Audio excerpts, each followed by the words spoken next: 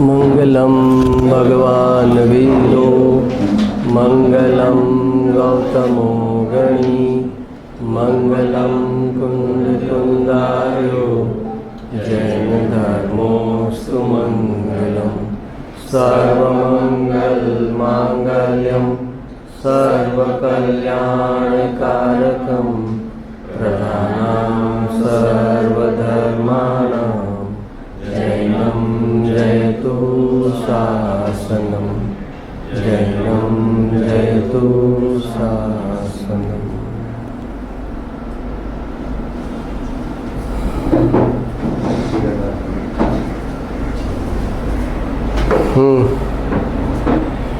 बोलो।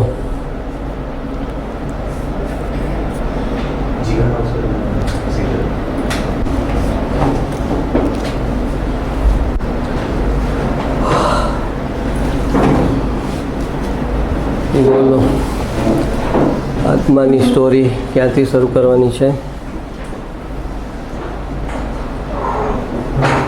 બોલો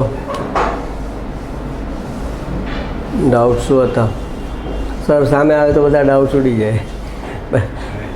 શું પૂછવાનું છે યાદ ના આવે. હા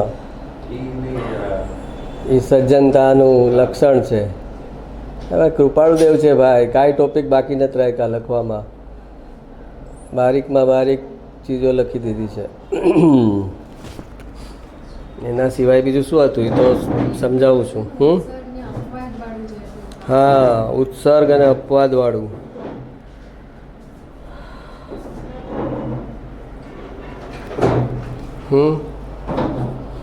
ઉત્સર્ગ માર્ગ અને ઉત્સર્ગ માર્ગનો જેને પક્ષ થાય એ નિશ્ચયાભાસી થઈ જાય, અને અપવાદ માર્ગમાંનો એકાંતે પક્ષ કરે એ વ્યવહારાભાસી થઈ જાય, એમ વાક્ય હતું.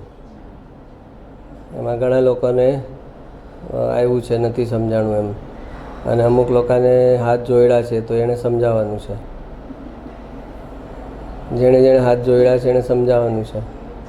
હા, તમે હાથ જોડ્યા છે નહીં? આમણે ઉત્સર્ગ માર્ગનો એકાંતે પક્ષ કરે તો નિશ્ચયાભાસી થઈ જાય, અને અપવાદ માર્ગનો એકાંતે પક્ષ કરે તો વ્યવહારાભાસી થઈ જાય. તો તમે હાથ જોડ્યા છે તો હવે સમજાવો, અહીંયા આવી જાઓ.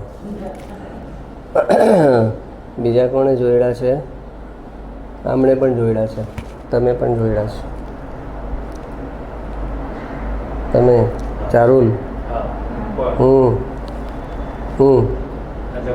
મને ખ્યાલ એવો રહી ગયો કે નિશ્ચય અને વ્યવહારમાં ઉત્સર્ગ ને અપવાદમાં. અપવાદ એટલે વ્યવહાર એટલે ક્રિયા અને બધું, ને આ નિશ્ચય એટલે ઉત્સર્ગ માર્ગ એટલે નિશ્ચય. નિશ્ચયમાં એવી રીતના. પણ તમે હમણાં જ કીધું કે નિશ્ચય અને વ્યવહારનો માર્ગ છે, એટલે એ જ એક્સપ્લેન કરવાનું કે મને એવું એમાં તો એટલે લખી દીધું છે ઉત્સર્ગ માર્ગનો પક્ષ કરે તો એ નિશ્ચયાભાસી થઈ જાય. તો એમાં જ આવી ગયું કે એ નિશ્ચયનો પક્ષ કરે છે એટલે નિશ્ચયાભાસી. પણ એક્ઝેક્ટ એનો મિનિંગ શું? ઉત્સર્ગ માર્ગ ને અપવાદ માર્ગ. બીજા બી કોણે કોણે હાથ જોડ્યા હતા?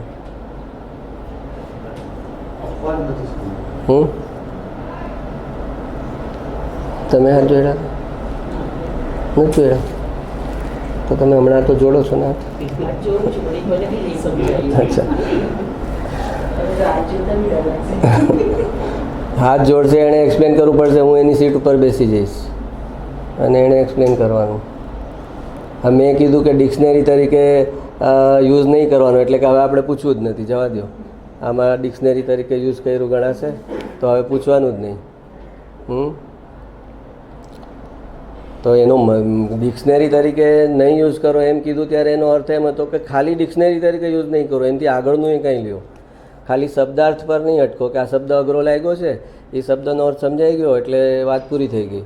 પછી એના ઊંડાણમાં જઈને એનો ભાવાર્થ શું છે, એનો આત્માર્થ શું છે, આ કયા નહીંથી કીધેલું છે, આ મારા જીવનમાં મારે ક્યાં એપ્લાય કરવાનું છે, કઈ રીતે એપ્લાય થઈ શકે, એ અંદર જાય તો એને પ્રશ્નો આવે ને. ખાલી શબ્દાર્થ પર જ અટકે તો શબ્દાર્થ તો સમજાઈ ગયો. તો ઓલો નાનો છોકરો ABCD શીખે, પછી ડિક્શનરી ખોલીને બેસે તો બધા વર્ડ્સને હા એમાં A B C એમ ગોતે કે હા આ તો મને બરાબર ખબર છે. હા તો એ બધા આલ્ફાબેટ આવડે છે. તો ઉત્સર્ગ માર્ગ એટલે કે શુક્લ ધ્યાન. ખાલી શુક્લ ધ્યાન એ જ મોક્ષનો માર્ગ છે એમ એકાંતે પક્ષ કરે કે ધર્મ ધ્યાનમાં જવા જેવું જ નથી, દેવગુરુ શાસ્ત્રનો રાગ કરવા જેવો જ નથી. એ સિદ્ધાંત તો છે જ, પણ એનો એકાંતે પક્ષ કરે, એની પોતાની પાત્રતા નથી, યોગ્યતા નથી, અને શુક્લ ધ્યાનની જીદ પકડીને બેસે કે હું શુક્લ ધ્યાન જ કરીશ, હું આત્મામાં ડાયરેક્ટ લીન થઈશ, પણ હું ધર્મ ધ્યાન કે દેવગુરુ શાસ્ત્રનો પ્રશસ્ત રાગ છે એનો વિકલ્પ નહીં કરું. તો કે એવી જીદ તો મુનિ નથી કરતા. મુનિ 7મા ગુણસ્થાનથી નીચે પડે છે, 6ઠ્ઠામાં તો પ્રશસ્ત રાગમાં આવે છે. એમને તીર્થંકરોની ભક્તિ જાગે છે, એને થાય છે કે શાસ્ત્ર લખવું, ઉપદેશ આપવું. તો એવી જીદ તો મુનિ કરે તો મુનિ પડી જાય કે 6ઠ્ઠા ગુણસ્થાનમાં મારે આવવું જ નથી. એ તો હું નીચે પડ્યો કહેવાઉં ને, પણ તું એવી જીદ કરીશ તો તું 6ઠ્ઠાથી 4થામાં વયો જઈશ. જો મુનિ જીદ કરે કે મારે 6ઠ્ઠામાં આવવું જ નથી, મારે શુક્લ ધ્યાનમાં જ જવું છે, ધર્મ ધ્યાન તો હે છે, તો ધર્મ ધ્યાનને એવોઇડ કરવાનું છે, તો પછી તો એ 6ઠ્ઠાથી નીચે આવી જાય. એટલે એ 6ઠ્ઠા પર એટલે ટકે છે કે નીચે નથી જવું, એટલે 7મામાં જઈ શકે એમ નથી, અને 4થા 5મામાં પણ જવું નથી. તો 6ઠ્ઠાનું જે કંઈ છે, જેમ તમે શેરબજારમાં આઇટમ લ્યો, પછી લાગે કે આમાં હવે નીકળવા તો મળશે જ નહીં, પણ આ લોસ બુક કરી લ્યો, આટલાથી પતશે, તો છેલ્લે લોસ બુક કરો ને. તો લોસ બુક કરવાની કોઈને ઈચ્છા ન હોય, પણ એને લાગશે કે આ તો આનાથી મારી હવે કેપિટલ તૂટી, આનાથી વધારે જ લોસ થશે કાલે, તો પછી લોસ બુક કરે. તો એમ મુનિને ખબર છે કે જો 6ઠ્ઠા ગુણસ્થાન પરનો લોસ બુક નહીં કરું પ્રશસ્ત રાગમાં આવીને, તો એનાથી નીચે જઈશ. તો એ ત્યારે એ પ્રશસ્ત રાગ અને દેવગુરુ શાસ્ત્રની ભક્તિ એ બધું સ્વીકારી લે છે ત્યારે. તો જે વિતરાગતા છે, એકલી વિતરાગતા જ બસ, હવે રાગ તો કરીશ જ નહીં, રાગ તો હે છે. એને કહેવાય કે ઉત્સર્ગ માર્ગનો એણે પક્ષ કર્યો છે કે રાગ હે છે તમે કહો છો ને, વિતરાગ થવાનું છે તમે કહો છો ને, તો હવે રાગ તો કરીશ જ નહીં એમ જીદ કરે. એ જીદ કરે એટલે મૂળ થઈ જાય, કેમ કે વિતરાગતામાં જઈ શકે એમ નથી, અને જે પ્રશસ્ત રાગ છે એને છોડે છે, એટલે એ ખતમ થઈ જાય.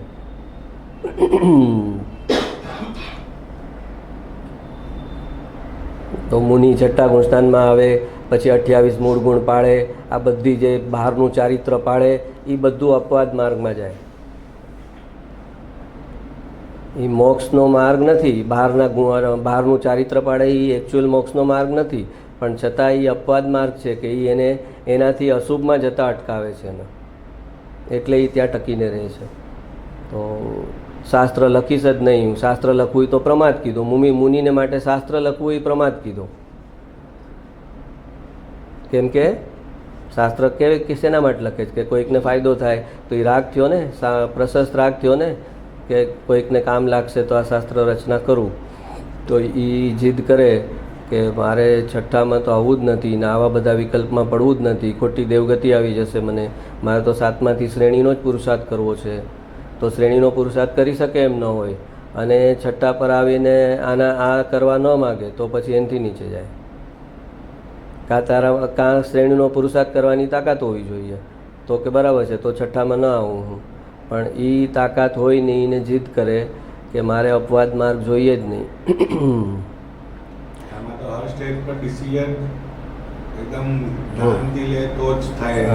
એને વિવેક હોય જ, સાચું જ્ઞાન હોય ત્યાં એનો વિવેક હોય જ, એને કોઈ જીદ ન હોય. ગુરુદેવ એમ ના વિચારે કે સોગાનીજીએ મારી પાસે જ્ઞાન લીધું ને મારા કરતાં પહેલાં મોક્ષે જાય, તો આ કેવું, એનાથી વધારે તો હું પુરુષાર્થ કરી જ શકવો જોઈએ ને, હું ગુરુ છું અને એને મેં જ્ઞાન આપ્યું, મારા નિમિત્તે એને સમ્યક દર્શન થાય, અને મારા કરતાં એનો પુરુષાર્થ ચડી જાય, તો આ મારા પુરુષાર્થમાં ખામી છે. મારો પુરુષાર્થ તો ઢીલો કહેવાય. એ બીજા ભવે મોક્ષે જાય ને હું 4થા ભવે મોક્ષે જાઉં, આ તો બરાબર ન કહેવાય. તો કે એમ કોઈ સાથે કમ્પેર કરી ન જોઈએ, પોતાના પરિણામની યોગ્યતા જોઈ, પોતાના પુરુષાર્થની તાકાત અંદર કેટલી છે, આત્મામાં લીન થવાની પોતાની યોગ્યતા કેટલી છે, એના પરથી એ નક્કી કરે કે અત્યારે તો મારે આ લેવું જ પડશે, બહારનો શુભ રાગનો સપોર્ટ લેવો જ પડશે. તો નિશ્ચયાભાસી જે જીદ કરે છે એ જ કરે છે કે મારે પ્રશસ્ત રાગમાં પડવું જ નથી, મારે રાગ કરવો જ નથી, રાગ હે છે, વિતરાગતાના રસ્તે જવું છે, તો રાગ હે તમે જ તો શીખવાડ્યું, પછી તમે પાછા કેમ આમાં આવવાનું કહો છો? તો એ ન ઉત્સર્ગ માર્ગની જીત ચાલે ન અપવાદ માર્ગની જીત ચાલે. કે અપવાદ માર્ગમાં આવ્યો ને ચારિત્ર પાડવા લાગ્યો ને શુભ રાગ કરવા લાગ્યો તો કરવા લાગ્યો પણ એ કરવા જેવો નથી.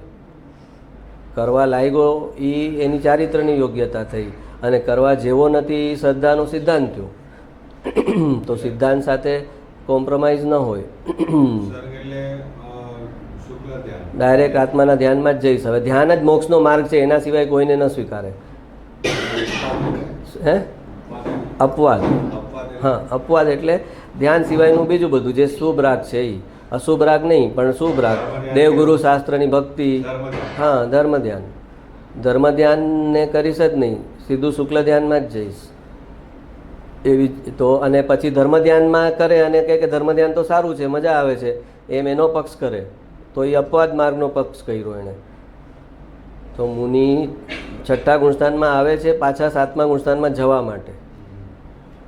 એ રેસ્ટ કરે છે, આગળ વધવાનું તાકાત ભેગી કરે છે છઠ્ઠા ગુણસ્થાનમાં અને પછી પાછા જમ્પ મારીને સાતમામાં જાય છે. એ વિસામો લે છે. ઓલો વિસામો જ ન લે ને ભાગતો જાય, એકદમ ભાગતો જાય તો પછી રસ્તામાં કોલેપ્સ જ થઈ જાય. હા, તો એની બદલીમાં કહે છે કે હવે અહીંયા મારે અટકવું પડશે, અહીંયા થોડો વિસામો લેવો પડશે ને વિસામો લઈશ અને પછી ઓર વધારે શક્તિથી ચાલીશ આગળ. તો એ પ્રશસ્ત રાગમાં વિસામો લે છે અને એ વિસામો લઈશ જ નહીં, એકલું શુક્લ ધ્યાન જ કરીશ. તો એવી જીત કરે તો એ અપવાદ માર્ગની ઉત્સર્ગ માર્ગની જીત કરી એણે. એ જીત પણ ન ચાલે ને ઓલાનો પક્ષ કરે તો એ ન ચાલે. શુભ રાગ આવે છે, કરવા જેવો નથી છતાં આવે છે એટલે એ કરવા જેવો છે એમ પણ નથી. એ શુભ રાગને કારણે શુદ્ધ ભાવ આવશે, વિતરાગતા આવશે એમ પણ નથી કે એ શુભ રાગ કરશે એટલે એને શુદ્ધ ભાવ આવશે. કોઈને કનેક્શન કાંઈ નથી. એ જે સમયની જેવી પર્યાયની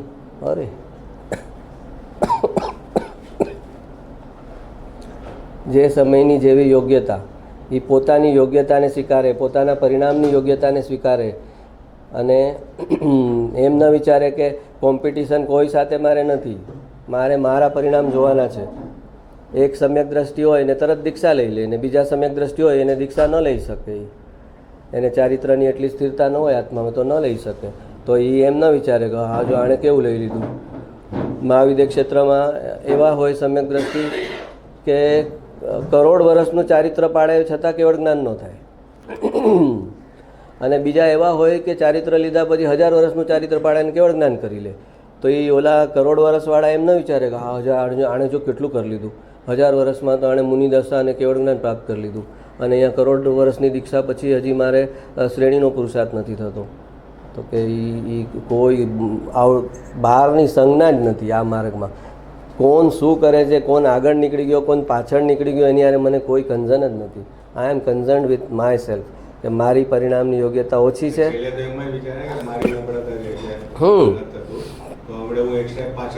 હા એટલે ડ્રાઇવિંગ કરતા એમાં એક ઓલો મારુતિ 800માં હોય ને તમે એની સામે ઇનોવા લઈને બેઠા હોય ને ઓલો તમારે યાર કોમ્પિટિશન કરવા જાય કે હારા મને ઓવરટેક કેમ કર્યું આણે. હા, એ તો કે તો શું થાય? ત્યાં તો તમે જુઓ છો ને કે ભાઈ મારી ગાડી, મારું ડ્રાઇવિંગ સ્કિલ અને એના પ્રમાણેનું હું જે 110 પર જઈ શકું કે 120 પર જઈ શકું કે 100 પર ન જઈ શકું, ડર લાગે, 80 બરાબર છે. એ તમારી પોતાની પ્રમાણે જાઓ ને તમે. કે સામેવાળાએ તો એ જીદમાં કરે તો શું થાય? જીદમાં કરે તો જાય એની ગાડી. તો એમ જ આ માર્ગમાં છે કે પર્યાય જે છે એ પોતાની એમેય નથી ગણતા કે મારી પુરુષાર્થની નબળાઈ, એ પર્યાયની યોગ્યતા જેવી છે. એને કારણે કોઈ ઇન્ફિયોરિટી, મારો પુરુષાર્થની નબળાઈ એમ કે એમાં એની ઇન્ફિયોરિટી આવે કે મારી પુરુષાર્થની નબળાઈ છે. બસ આ સમયની મારા પરિણામની યોગ્યતા આવી છે. ઋષભદેવ ભગવાનને 83 લાખ પૂર્વ ચારિત્ર ન આવ્યું. તો એણે થોડી એમ વિચાર્યું કે કેમ ન આવ્યું, શું કામ ન આવ્યું? તો 1 સેકન્ડમાં આવી ગયું. ન આવ્યું તો 83 લાખ પૂર્વ સુધી ન આવ્યું. તો પર ઉપરથી દ્રષ્ટિ જ હટી ગઈ. હા, નથી થઈ શકતું તો એને જાણે છે કે નથી થઈ શકતું, પણ આપણને તો નથી. આપણે કેમ કે આપણે પ્રમાદથી એટલું બધું નથી કરતા ને, એટલે આપણે ન કરીએ ત્યારે આપણને પ્રમાદનો જ એંગલ આવે કે મારા પ્રમાદથી નથી થતું, તારા પ્રમાદથી નથી થતું. એ અલગ વિષય છે. અને પ્રમાદ બધો છોડી દે પછી પણ ન થાય એ અલગ વસ્તુ છે.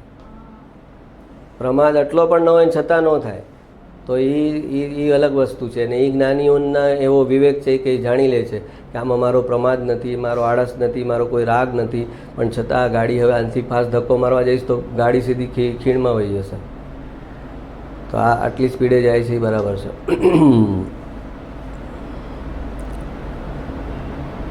उत्सर्ग मार्ग और अपवाद मार्ग चल रहा है. उत्सर्ग मार्ग मतलब शुक्ल ध्यान में जाना और अपवाद मार्ग मतलब धर्म ध्यान में टिकना. ધર્મ ધ્યાનમાં ટકી રહેવું કે આગળ ઉપર શુક્લ ધ્યાનમાં જઈ શકાય. આર્તર જ્યારે નીચે પડવાની વાત આવે ત્યારે એમ જોઈએ કે હું આર્તર રૌદ્ર ધ્યાનમાં ન જાઉં, આર્ત ધ્યાન રૌદ્ર ધ્યાનમાં ન જાઉં. ધર્મ ધ્યાન એ અપવાદ માર્ગ કીધો, માર્ગ કીધો, એને મોક્ષમાં ટકવાનો માર્ગ કીધો. ઓલો મુખ્ય હાઈવે છે, મેઇન રસ્તો છે, તો આ એને સાઈડમાં સર્વિસ રોડ છે કે જ્યાંથી કનેક્શન કરીને પાછો આવી જશે હાઈવે પર. તો એટલે એને અપવાદ કીધો, એક્સેપ્શનલ કેસ.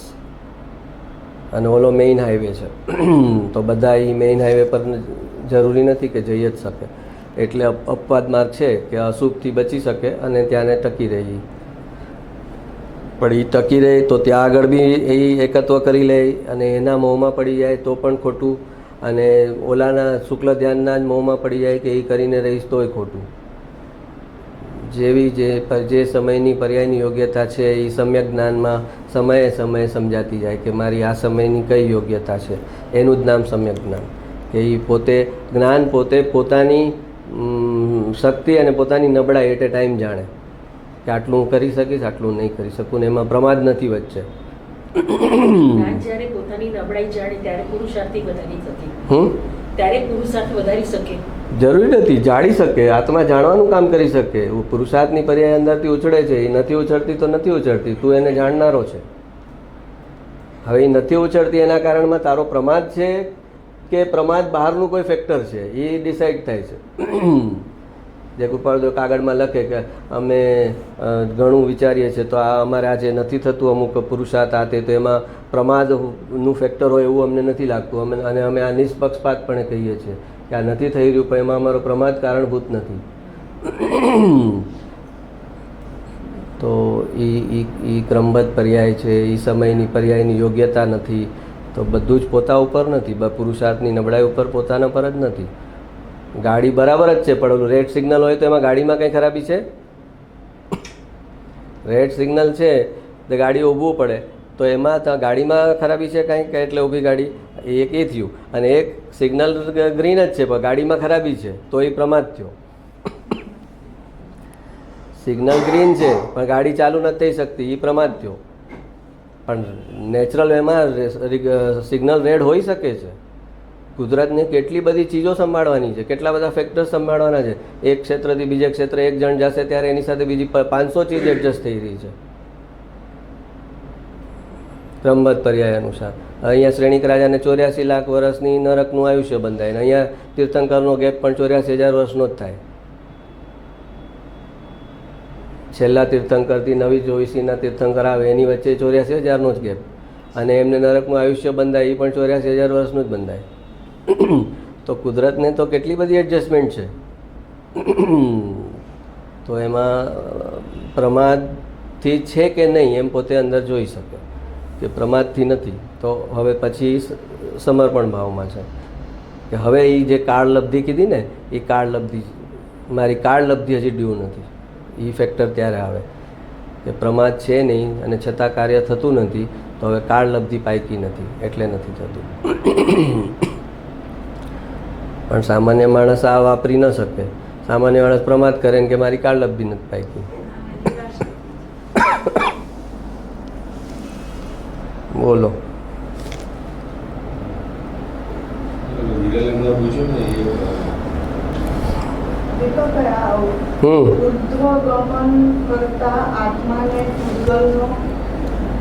સંયોગ એ આપણે લીધું ને લાસ્ટ ટાઈમ, તમે નહોતા ને?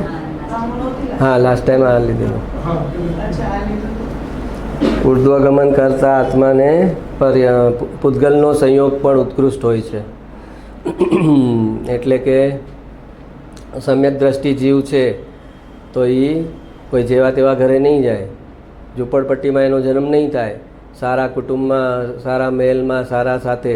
એટલે આત્મા ઉર્ધ્વગમન કરે છે ત્યારે એને જે પૂતગલોનો સંયોગ થાય, શરીર બહારના સંયોગ, એ પણ બધા ઉત્કૃષ્ટ હોય પરમાણુ. તીર્થંકરનું શરીર જેનામાંથી બને એ આ લોકના ઉત્કૃષ્ટ પરમાણુ છે, એમાંથી એમનું શરીર બને. તો તીર્થંકરને તો એમ છે કે હું તો શરીર નથી, હું તો આત્મા છું. તો પછી એના શરીર માટે ઉત્કૃષ્ટ પરમાણુની શું જરૂર છે? એને તો આસક્તિ બી નથી શરીરની. તો કે જ્યાં આસક્તિ નથી ત્યાં જ બેસ્ટ આવશે. આસક્તિ છે ત્યાં બેસ્ટ નહીં આવે. એક છોકરાને બાપના રૂપિયાની આસક્તિ હોય, અરે આ મને ક્યારે આપે, ક્યારે આપે, ક્યારે આપે, તો એને આપવાનું મન થાય બાપને. કે એક ટોટલી નિષ્પૃહ હોય કે ભાઈ બાપના પૈસા છે, મને આપવા હશે તો આપશે, ભાઈને આપવા હશે તો ભાઈને આપશે, એને જે કરવું એનું, એવી જેની મેન્ટાલિટી હોય એને આપવાનું મન થાય કે ન થાય? કેમ? તો એને આસક્તિ નથી તો એને શું કામ આપવાના? ઓલાને વધારે જરૂર છે, બિચારાને આસક્તિ છે, એને તો છે મને મળે, મને મળે. તો કે એ મને મળે એ આર્ત ધ્યાન છે. આર્ત ધ્યાનથી અંતરાય થાય. એ આર્ત ધ્યાન કરે છે એટલે એને અંતરાય થશે. ને ઓલો નિષ્પૃહ છે કે એની વસ્તુ છે, આપી હશે તો આપશે, જેને આપી હશે એટલે આપશે, મને આપશે, એને આપશે, એની મરજી છે તો ઓલો એને આપશે. તો જ્યાં જેટલા પ્રપોર્શનની વિતરાગતા હશે ત્યાં એટલા પ્રપોર્શનનું ઐશ્વર્ય આવશે. અને જ્યાં આસક્તિ છે, મને મળે, હું ભોગવું, મારું થઈ જાય, ત્યાં એટલા જ એને અંતરાય થશે. તો જે કૃપાળુદેવનો એ પત્ર બી આપણે વાંચ્યો એ દિવસે કે હવે પછી આવું શરીર અમને નહીં આવે. અત્યાર સુધી જે શરીર આવ્યું એવું શરીર હવે અમને, આવું જે શરીર છે એવું હવે પછીના ભાવમાં નહીં આવે. કેમ કે સમ્યક દર્શન થઈ ગયાને કારણે એટલું પુણ્ય બની રહ્યું છે કે એને કારણે કહે છે કે હવે જે શરીર આવશે એ એકદમ આલા ગ્રાન્ડ હશે બધું, આવું શરીર નહીં હોય અમને.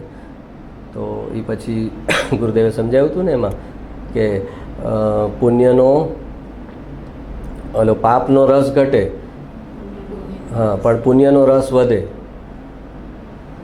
એ આપણે આખું એ લીધું હતું પુણ્ય પાપનું, કે સમ્યક આત્માનું જેટલો પોઝિટિવ તરફ, આત્મા તરફ જેટલો જતો જાય એટલો એનો પાપના સ્થિતિના અનુભાગ ઘટતા જાય, પણ પુણ્યનો અનુભાગ ન ઘટે.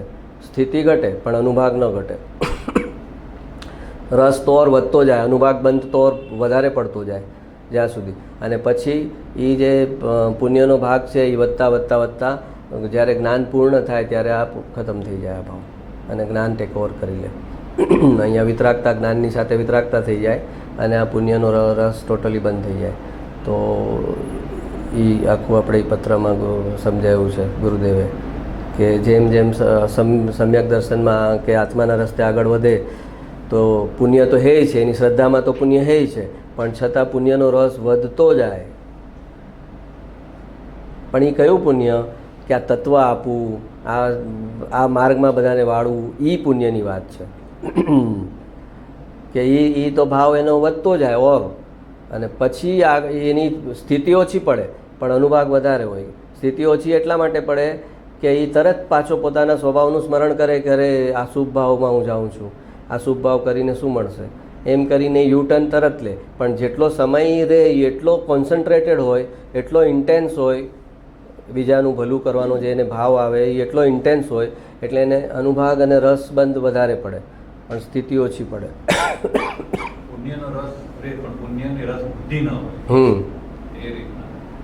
પુણ્યને કારણે સુખ બુદ્ધિ ન હોય એમાં, કે આ પુણ્ય કરવા જેવું છે એમ ન હોય, પણ થઈ જાય પૂરી તીવ્રતાથી થાય. અને પછી પાછો તરત યુટર્ન લે એટલે એને સ્થિતિ ઓછી પડે પણ અનુભાગ બંધ વધારે પડે. તો એ અનુભાગ બંધ પુણ્યનો એટલો તીવ્ર પડે એને કારણે એને બહાર શરીર, સંયોગ બધું અપ ટુ ડેટ મળે.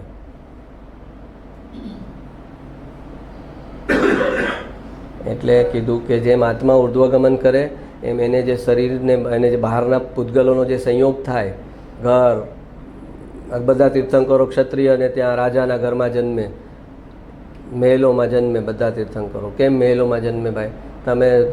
તમે તો વિતરાગ થઈ ગયા છો, તમને તો પૂતગલ, પૈસા, પૂતગલ, મહેલ બધું માટી સમાન છે, તો પછી તમને જ કેમ આટલું ઉત્કૃષ્ટ મળે?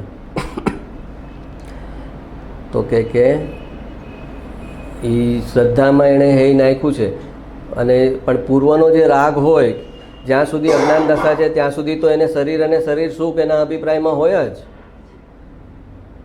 અજ્ઞાન દશામાં શરીરની એટેચમેન્ટ અને શરીરને મળતા સંયોગ અને સુખની એટેચમેન્ટ તો અજ્ઞાન દશામાં ડિફોલ્ટથી હોય જ. તો એ જ્યારે હોય ત્યારે એનું પુણ્ય ન હોય, અને જેવો જ્ઞાન દશામાં આવે એટલે એને પુણ્યનો બ્લાસ્ટ થાય. પુણ્ય તો એ બ્લાસ્ટ થાય ત્યારે એ પુણ્ય શું કરે, અજ્ઞાન દશાના જેટલા ડિઝાયરો કરેલી છે એટલી બધી લાઈનથી મટીરિયલાઇઝ થતી જાય. અને એ જ્યારે મટીરિયલાઇઝ થાય ત્યારે એને એનું પૈડી ન હોય, ત્યારે એને પૈડી ન હોય એની. જ્યારે માગ્યું હતું ત્યારે પુણ્ય નહોતું, અને જ્યારે એકચ્યુઅલી મળ્યું ત્યારે એની પૈડી નહોતી. આત્માનો આનંદ હાથમાં આવી ગયો હતો એટલે. પણ આને તો કુદરત કે માગ્યું તું હવે લઈને લેવું પડશે, મોક્ષે જતાં પહેલાં આ સજા ભોગવવી પડશે. તો એ પુણ્યની સજા બી ભોગવીને જાય છે જ્ઞાનીઓ મોક્ષે. પુણ્યની સજા આપણને તો લાગે છે કે આ શું બોલે, હવે પુણ્ય હા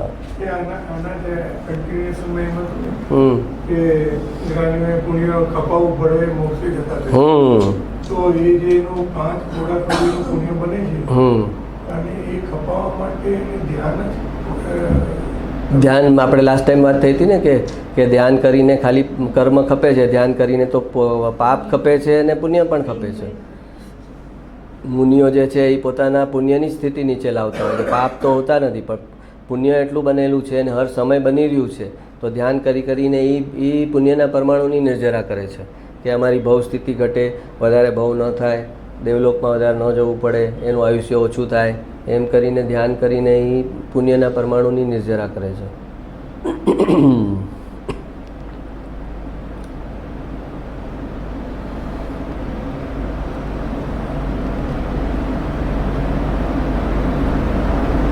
પુણ્યને શ્રદ્ધામાં હે નાખે છે ત્યારે આપણે કીધું કે ત્યારે 4 ભાવમાં છુટકારો થાય છે.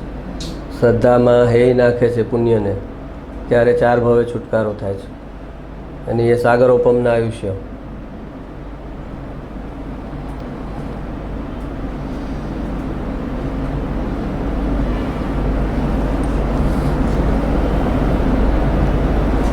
બોલો, બધા સ્ટેટસ લાઈનથી લઈ લઈએ.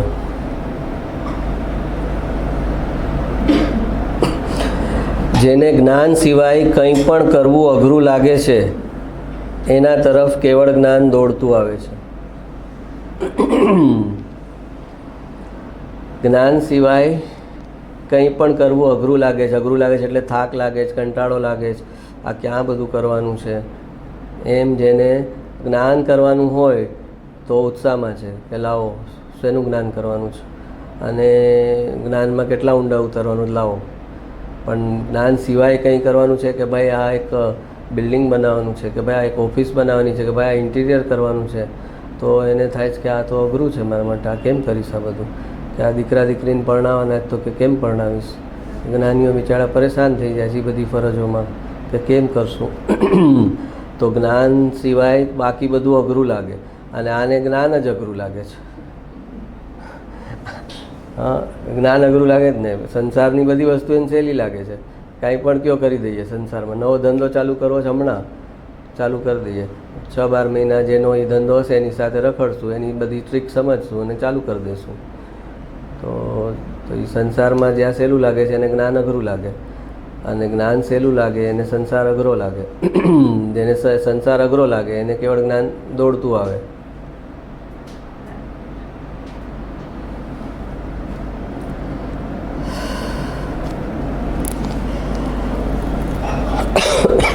અખંડ ભેદ જ્ઞાનની ધારા જેમની અંદર ચાલુ છે એવા જ્ઞાનીઓને કોટી કોટી નમસ્કાર. મહેલમાં છે કે યુદ્ધના મેદાનમાં છે, પણ એની જે ભેદ જ્ઞાનની ધારા છે, જે રાગ અને જ્ઞાન છૂટા પડી ગયા છે એ છૂટા જ રહે છે. ગમે એટલો ઉગ્ર રાગ કરે, તીવ્ર રાગ કરે, એ સમયે પણ એની વચ્ચે જે ગુરુદેવ કહેતા કે ભાઈ વીજળી પડી પર્વત ઉપર અને 2 ફાંટા પડી ગયા. હવે એ ફાંટાને તમે કેટલા પ્રેસ કરીને જોઈન કરો, કેટલા જોઈન થાય. એમ એને જે આત્માની સમજણ આવી, જે લગ્ની લાગી, એમાં રાગ અને જ્ઞાનના ફાંટા પડી ગયા, એમાં વચ્ચે તિરાડ પડી ગઈ રાગ અને જ્ઞાનની વચ્ચે. એટલે હવે એ ક્યારેય ભેગા નહીં થઈ શકે. હવે રાગ એક છુટકારો લેવો, રાગથી છૂટવાનું થશે જ થશે. એ જ્ઞાનમાં હવે ભળી નહીં શકે. તો અખંડ ભેદજ્ઞાનની ધારા જેમની અંદર ચાલુ છે, જે અત્યારે નરકમાં હશે શેણિક રાજા કૃષ્ણ ભગવાન, તો ત્યાં પણ અખંડ જ્ઞાનની એની ભેદજ્ઞાનની ધારા ચાલુ છે, ત્યારે ટકે છે ત્યાં નરકના સંયોગોમાં. 84,000 વર્ષ કાઢવા કંઈ મજાક છે નરકની અંદર? અને છતાં હજી તો જ્ઞાન હતા એ પહેલાં મહાવીર સ્વામિનારાયણે કીધેલું કે તમે જે જ્ઞાનને ભેદજ્ઞાન શીખવાડ્યું છે એમાં 84,000 વર્ષ તો હું રમતમાં કાઢીશ. મારો મોક્ષ છે ને પછી? તો કે મોક્ષ છે નહીં, તીર્થંકર થઈને મોક્ષ થશો. તો કે બસ આટલું તમે કહી દીધું એ મારા માટે કાફી છે. વચ્ચેનો પીરિયડ તો સાવ નાનો છે, એ જે મારું નિકાચિત છે એ ભોગવીશું. તો એ સમ્યક દર્શનમાં એવી તાકાત, એવી ખુમારી આવે છે.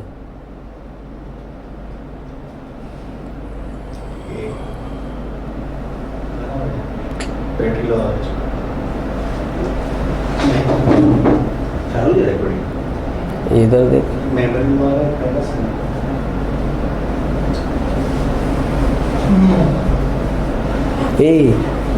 अपन डिलीट तो किया नहीं. पॉज करो, स्टॉप करो. આપણે આમાંથી હશે ને આમાંથી પછી નીકળી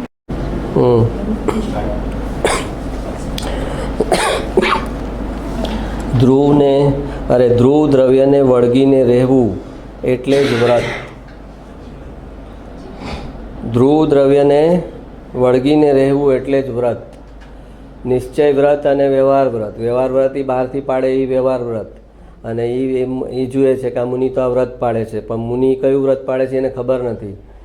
મુનિ જે અંદરથી ધ્રુવને વળગીને રહેલા છે, એને આમ પકડીને બેસેલા છે, ધ્રુવ સિવાય હું કાંઈ જ નથી, અને બહારથી જે કરે છે એ વ્રત નિયમ શુભ રાગના એમાં એનું જરા જેટલું એકત્વ નથી, અને એ ધ્રુવને પકડીને બેઠા છે. એ નિશ્ચય વ્રત છે, એ નિશ્ચય વ્રત અંદર છે એટલે ઓલું વ્યવહાર વ્રત ગણવામાં આવે છે. અગર નિશ્ચય વ્રત અંદર ન હોય તો ઓલું વ્યવહાર વ્રત નથી ગણાતું, એ મિથ્યાત્વ ગણાય છે. જે દ્રવ્યલિંગી મુનિ કરે છે એ જ વ્રત બહારથી પાડે છે તો એનું એ મિથ્યાત્વ ગણાય છે, અને એ જ ભાવલિંગી મુનિ એ જ સેમ વ્રત પાડે છે તો એનું એ વ્રત ગણાય છે, કેમ કે એણે અંદરથી ધ્રુવને પકડેલું છે અને એ ધ્રુવને પોતાનું માને છે. અને બહાર જે આ વ્રતની પર્યાય થઈ રહી છે, શુભ રાગના ચારિત્ર થઈ રહ્યું છે, એમાં એને શુદ્ધ પર્યાયમાં એકત્વ નથી, તો આ શુભ રાગની પર્યાયમાં શું એકત્વ હોય? એની જે નિર્મળ પર્યાય થાય, ધ્યાનની પર્યાય થાય, એ ધ્યાનની પર્યાયમાં પણ એનું એકત્વ નથી. તો પછી આ ચારિત્ર પાડે છે એ તો આખરે તો શુભ રાગની પર્યાય છે, તો એ શુભ રાગની પર્યાયમાં એકત્વ ક્યાંથી કરે? તો અંદરથી ધ્રુવને પકડેલું ન હોય અને બહારથી બધું શુભ રાગને ક્રિયા કર્યા કરે તો એ એકાદ ભાવ દેવલોકનો કાઢે પણ પછી જાય નીચે. એટલે આ નિશ્ચય વ્રતની વાત છે કે ધ્રુવ દ્રવ્યને વળગીને રહેવું એટલે જ વ્રત.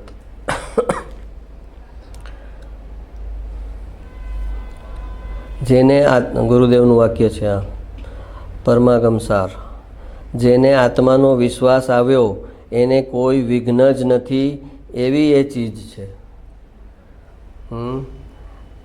જેને અંદર પોતાના આત્માનો વિશ્વાસ આવ્યો કે આવી વસ્તુ છે મારી અંદર અનંત ગુણોથી ભરેલી, એને વિશ્વાસ બેઠો, ખાલી પર્યાયમાં એને શ્રદ્ધા થઈ, વિશ્વાસ બેઠો કે મારી અંદર આ વસ્તુ છે એટલે ત્રણેય કાળ એમની એમ છે, પ્રત્યક્ષ છે, આ ક્ષણે છે. આ ક્ષણે હું એનું કનેક્શન કરવા માગું તો થઈ શકે એમ છે, કેમ કે એ ક્યારેય એબસન્ટ થઈ જ નથી, એક સમય માટે પણ એની ગેરમોજૂદગી થઈ નથી. પણ તું એને જોતો નથી એ અલગ વસ્તુ છે, પણ એનાથી એ ગેરમોજૂદગી નથી થઈ ગયો કે એ એબસન્ટ નથી થઈ ગયો, એ જ્યાં છે ત્યાં જ છે. તો કહે છે કે જેને આત્માનો વિશ્વાસ આવ્યો એને કોઈ વિઘ્ન જ નથી, એટલે કે કોઈ અંતરાય જ નથી. જેને આત્માનો વિશ્વાસ આવ્યો એને કોઈ ચીજનો અંતરાય જ નથી, જે સોચે છે એના પ્રમાણે એને થઈ જશે, એટલી તાકાત છે અંદર કે એના અંતરાય જેટલા છે લાગેલા એને હટાવતો જશે. એક એ વિશ્વાસ છે પોતાની અંદર કે અંદર કર્મરહિત રાગરહિત અનંત શક્તિથી ભરેલું મારું તત્વ છે એ છે કીધું ત્યાં તો અહીંયા પર્યાયમાં ગુણોનો વિસ્ફોટ થાય છે.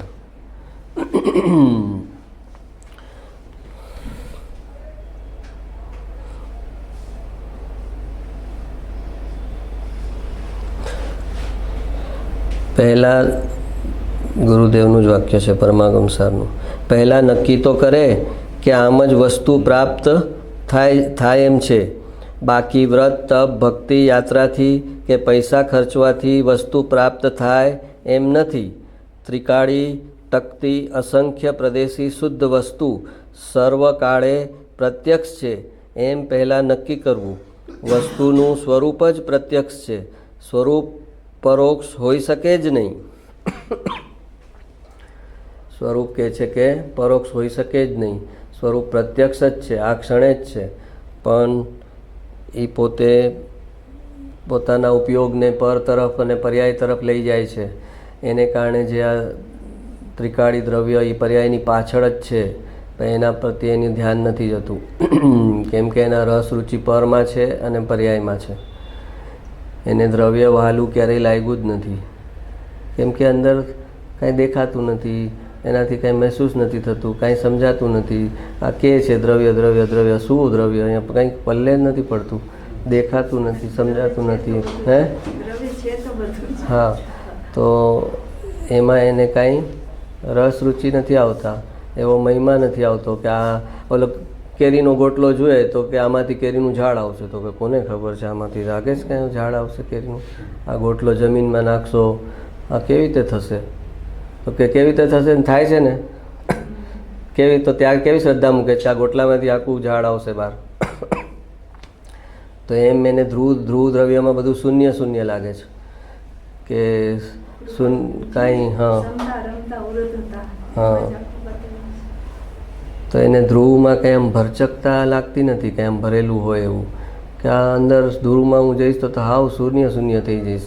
પર્યાયમાં એના કરતાં વિવિધતા છે, ભરચકતા છે, જુદા જુદા પ્રકારના રાગદ્વેષ છે, જુદા જુદા પ્રકારના કસાય છે. કેટલી ભરચકતા છે પર્યાયમાં! એવી કોઈ ભરચકતા એને દ્રવ્યમાં મળે નહીં. અને એ દ્રવ્ય એક જ જ્ઞેય, અને અહીંયા તો અલગ અલગ વિવિધ જ્ઞેય જોવા મળે છે. તો એને તો વિવિધ મન ચંચળ છે ને મન, તો એને તો વિવિધતા જોઈએ. એટલે એને એક સાથે બંધાવવું નથી, એક જ જ્ઞેય પર અટકવું નથી. એક જ્ઞેય આપણું મન તરત બોરિંગ કહે છે ને કે ભાઈ આ 2 વાર એક હોટલમાં જમી આવ્યા, 3 વાર તો કે બસ હવે બહુ થયું, હવે છે ને બીજી જગ્યાએ. કેમ બીજી જગ્યાએ? કેમ કે એક જ્ઞેય પ્રસન્ન નથી કરતો, એની મનની ચંચળતા છે. એટલે એને એક જ્ઞેયમાં મને અહીંયા કહે છે ધ્રુવ દ્રવ્ય એક જ તારું, તું ધ્રુવ દ્રવ્ય છો, તો એક જ જ્ઞેયને સ્વીકારવાનું કહે છે, બાકી બધા જ્ઞેયોને રિજેક્ટ કરવાનું કહે છે. તો એ એના પલ્લે નથી પડતું, એને એકદમ બોરિંગ લાગે છે. એકનું એક પિક્ચર રોજ જોવા જાઓ તમે 30 દિવસ સુધી તો જોઈ શકો. કેમ? કેમ કે એકનું એક જ્ઞેય છે. એકના એક જ્ઞેયમાં રસ કેવી રીતે આવે? તો કે આ જ્ઞેય દુનિયા આખીના જ્ઞેય કરતાં અલગ છે. એ દુનિયા આખીના જે પર જ્ઞેય છે એ એકના એક નહીં જ ચાલે, તને તું એમાં બોર જ થઈશ. પણ આ જે સ્વજ્ઞેય છે એ એક જ એવું છે કે અનંત પર જ્ઞેયોને એમાં સમાવીને બેઠું છે. તો એ સ્વજ્ઞેયનું ખાલી અનુસંધાન કરતાં એને બધા પર જ્ઞેયો પર્યાયમાં ખુલી જાય છે. જેટલું જોવા જેવું જાણવા જેવું આ જગતનું છે એ પોતાની પર્યાયમાં જોતા એને જણાઈ જાય છે, ક્યાંય બહાર જોવું જ નથી પડતું. તો પછી એ જે સ્વજ્ઞેય છે એ જ્ઞાનીઓને વાલું લાગે છે કે આ તો આમાં બધું જ ભરેલું છે, મારે જે કંઈ જોઈએ એ બધું જ એમાં છે.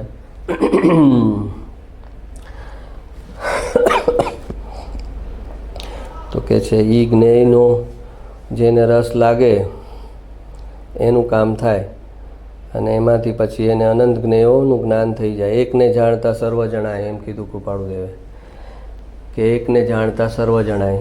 અને સર્વ જાણવા જઈશ તો અનંત સંસારમાં વયો જઈશ, બહાર પરને જાણવા જઈશ તો, ને એક આ સ્વને જાણતા અનંત પરો જણાઈ જાય છે એની મેળે. તો એના પ્રત્યેનો જે બોર્ડમ છે, એનો જે એના પ્રત્યેનો દ્વેષ છે, એક સૂક્ષ્મ પ્રકારનો દ્વેષ છે, ને દ્રવ્યનો જ દ્વેષ છે. પર્યાયનો રાગ છે ને દ્રવ્યનો દ્વેષ છે. ને જ્ઞાનીઓ ઉલટું કરાવે છે કે દ્રવ્યનો રાગ કર અને પર્યાય છે જ નહીં એક પ્રકારનો દ્વેષ કર પર્યાયનો. પર્યાય મારી છે જ નહીં. એક્ઝેક્ટ રિવર્સ કરે છે એનો, સંસારનો માર્ગ અને મોક્ષનો માર્ગ. સંસારના માર્ગમાં એને દ્રવ્ય પ્રત્યે દ્વેષ છે. જેના પ્રત્યે જોવાની ઈચ્છા ન થાય એના પ્રત્યે દ્વેષ ગણાય. એને દ્રવ્યને જોવાની ઈચ્છા જ નથી થતી એટલે એ દ્વેષ ગણાય. પર્યાયને જોવાની એને સમયમાં ઈચ્છા છે, નવી નવી પર્યાયો થાય એને જોયા કરું, એ એને રાગ છે. અને જ્ઞાનીઓ એને ઉલટું કહે છે કે પર્યાયનો દ્વેષ કર, એટલે કે પર્યાયને જોવાનું બંધ કરી. દ્વેષ જ થયો ને, પર્યાય એની જ છે છતાં એને કહે જોવાનું બંધ કર પર્યાયને. એટલે એ મોક્ષનો માર્ગ છે એ રિવર્સ કરે છે કે પર્યાયનો દ્વેષ કર અને દ્રવ્યનો રાગ કર. અને એ દ્રવ્યનો રાગ કરતાં પછી જ્યારે અનુભવ થશે ત્યારે પછી ન દ્રવ્ય રહેશે ને પર્યાય રહેશે. ત્યારે બે નહીં રહે, એક જ થઈ જશે. દ્રવ્ય અને પર્યાય એમ ભાગ પાડ્યા, એ અખંડ આખી વસ્તુમાં ભાગ પાડવામાં આવ્યા, એ સમજવા માટે ભાગ પાડ્યા, પણ એ વસ્તુમાં એ પ્રકારે ભેદ નથી.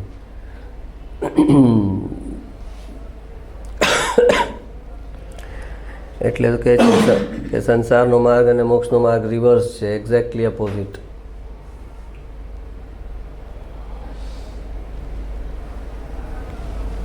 બોલો.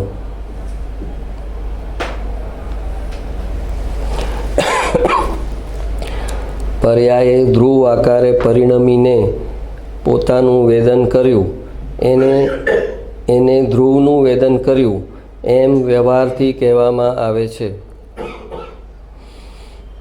ધ્રુવનું વેદન નથી, ધ્રુવને પોતાને પણ વેદન નથી અને ધ્રુવનું વેદન પર્યાય કરી પણ ન શકે. પર્યાય ધ્રુવનું વેદન ન કરી શકે તો કે શું થાય છે? તો વ્યવહારમાં એમ કહે છે ને, પર્યાય અનુભવ વખતે ધ્રુવનું વેદન કર્યું, આત્માનો અનુભવ કર્યો, તો કે એ શું થાય છે ત્યારે? તો કે પર્યાયે ધ્રુવ આકારે પરિણમી ને પોતાનું વેદન કર્યું. પર્યાય જેવું ધ્રુવ છે એના તરફ એની પહેલાં ધ્રુવ પર દ્રષ્ટિ નહોતી, બધી પર ઉપર એની દ્રષ્ટિ હતી. બહિર્મુખ દ્રષ્ટિ બધી બહાર હતી, પર હતી. એ બહિર્મુખતા કટ થઈ અને જેવી અંતર્મુખતા થઈ તો એને અંદરનું જે સ્વજ્ઞ છે એને જ અહીંયા આગળ એનો પ્રતિભાસ થઈ જ રહ્યો છે, પણ એની નજર જ ત્યાં નહોતી. તો એ જે થઈ રહેલો પ્રતિભાસ છે ત્યાં એની નજર પડે છે કે હો, જ્યારે પરનો રસ છૂટે છે ત્યારે એ સ્વનો પ્રતિભાસ એને નજરમાં આવે છે. તો એ સ્વનો જે પ્રતિભાસ જે એને આવ્યો એ પર્યાય છે અને પર્યાયનું વેદન કર્યું છે. પણ એ પર્યાય આખા ધ્રુવનું પ્રતિભાસ હતો એ પર્યાયમાં. એટલે એ પર્યાયને ધ્રુવનું નામ આપી દીધું કે ધ્રુવનું વેદન કર્યું.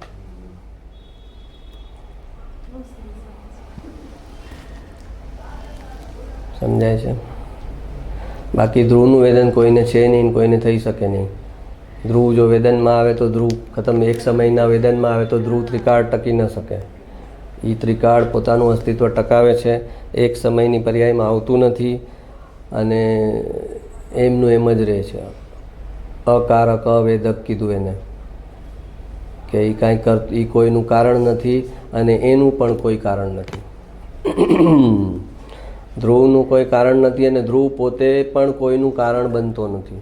ધ્રુવ પોતે કોઈનું કારણ બનતું નથી કે હું આ કાર્ય કરું, આ સમ્યક દર્શનનું કાર્ય કરું. તો કે ધ્રુવ નથી કરતું સમ્યક દર્શન, પર્યાય જ સમ્યક દર્શન કરે છે. પર્યાયની પોતાની યોગ્યતાના સમયે પર્યાયમાં એ જે ધ્રુવ છે એનો અનુભવ થાય છે ત્યારે એને કીધું કે એ સમ્યક દર્શન થયું.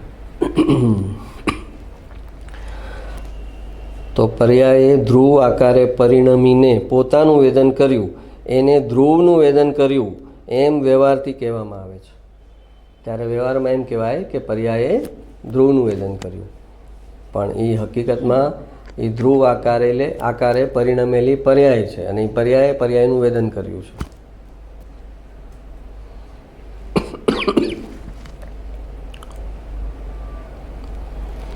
વ્યવહારના વાક્યોને જેમ હોય એમ ન સમજે તો બધા ગોટાળા કરી નાખે. આ ધ્રુવનું વેદન તો કર્યું ને પર્યાય. અરે ભાઈ, ધ્રુવનું વેદન કર્યું એ વ્યવહારનું કથન છે. વ્યવહારના કથનને કઈ અપેક્ષાએ સમજવાના એ સમજણ હોવી જોઈએ. શાસ્ત્રમાં બધી જગ્યાએ કંઈ લખે નહીં કે આ વ્યવહારનું કથન છે, આ વ્યવહારનું કથન છે, એમ લખવામાં ન આવે. ઇટ ઇઝ અન્ડરસ્ટુડ કે આ વ્યવહારથી કહે છે. ચાલ્યું આવતું વેર આજે નિર્મૂળ કરાય તો ઉત્તમ, નહીં તો તેની સાવચેતી રાખજે. આમાં ન સમજવા જેવું શું છે?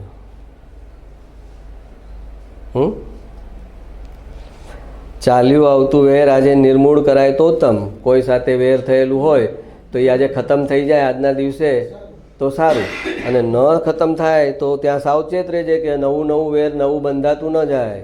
તું અજ્ઞાન દશામાં અજાણતા બી કંઈ કરતો રહે. મારી તો ઇન્ટેન્શન નથી.